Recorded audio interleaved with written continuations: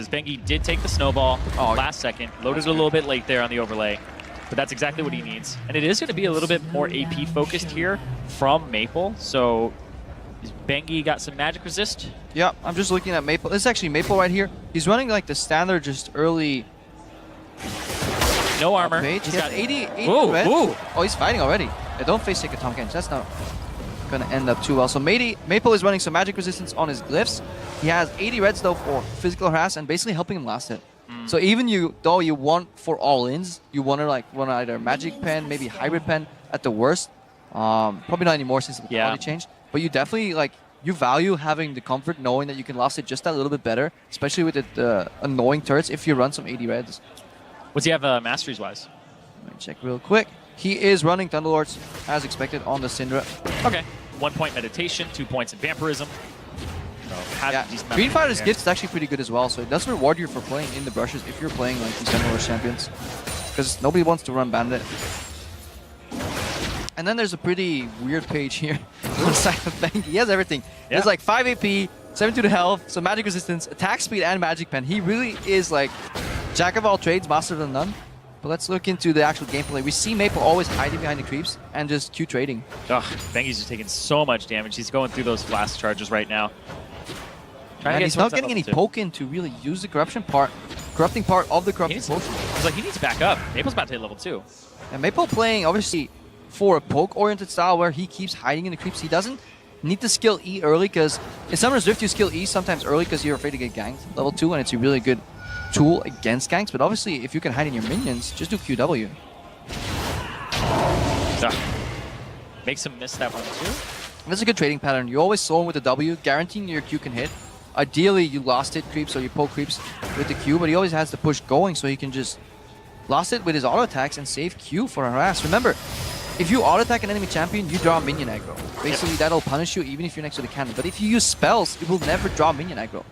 That was actually something that I'm embarrassed to admit I had learned a lot later than I should have because I was a jungler, and when I started playing top lane, I had no idea. Yeah, a lot of players make that mistake, especially in the mid lane when they're playing very spell-reliant champions, like maybe an Ahri. They do a full combo, and then they go in for the last auto attack, and that last auto attack triggers like 6 minions to attack them, and they just lose the trade on the backhand. Yeah. So you have to be very aware of what you want to do with minion aggro. I think I learned it when I played top lane and I played against a streamer and I watched it back and he's like, he won that trade with the Rise because he rune prisoned me, but because he autoed me, he lost it. It's like if he just cast spells, he would have won that trade. Yeah, definitely. So anyway, so auto attacking tahm kench really isn't going to give you too much. He's getting through Bengi's mana though, and his HP. Bengi's trying to get control of the relic here. That's really good. Bengi, he actually walked on the relic at 215 on his side. He knows that his is going to be back up at 330. So he's just doing this, pushing the wave. He doesn't mind how much damage he's taking here, as long as he doesn't die. And there's all in going from Maple. Ignite goes down. Bengi still has the thick skin, pops the gray health. Ignite ticks out, but he has the base right now, and that gives Maple control of the lane. Yep, control of the relic as well. So Maple will be able to actually push this out, spend spells, no problem, and then get a good back timing. Yeah, we're looking at a 10 CS advantage if he gets everything here. One more creep, one more Q. The cannon, he can pick that up and throw that away, so he can definitely go back to base with quite a bit more gold.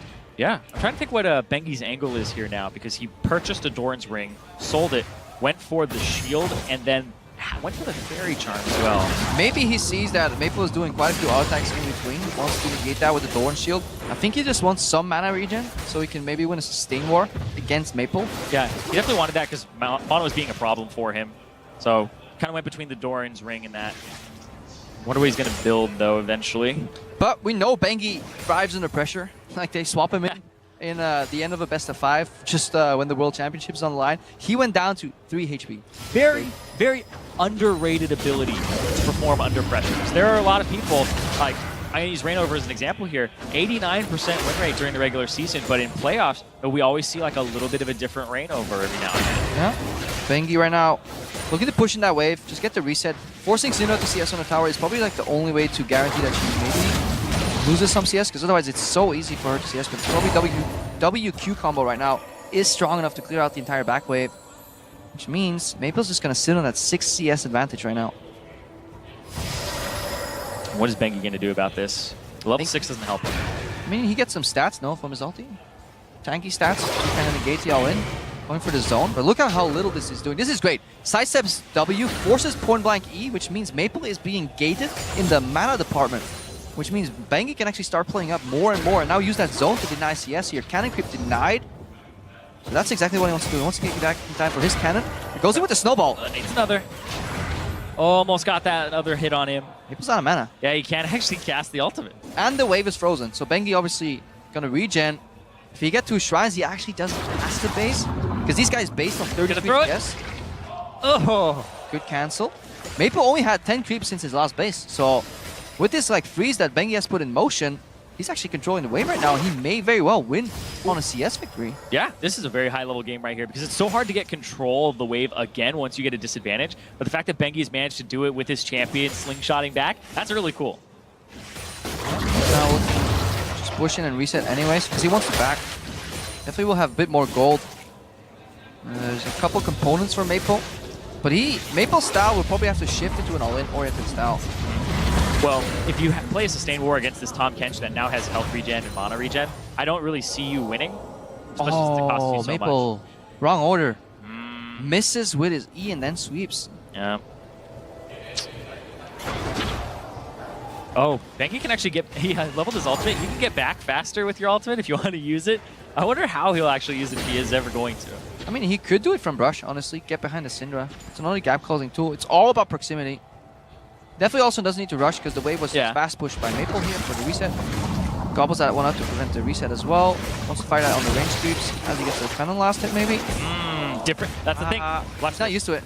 It takes 1 hit.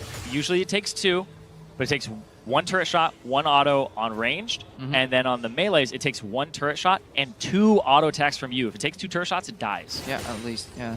Because it's borderline 50% damage on the melees here. Again, Bengi going for zone. He wants to deny some CS from Maple. Threaten him to go for the relic. Pick it up, pick it up. Nice up the Qs, that's good. Just get rid of the mana, that's what he's looking for right now. Damaging his mana pool, forcing him to pick it up. Staying in the bush as well to make sure that he doesn't take minion aggro. Lost chapter finish though on Maple, that's really important. And, yeah, exactly. So when he levels up, he'll end up getting a little bit more.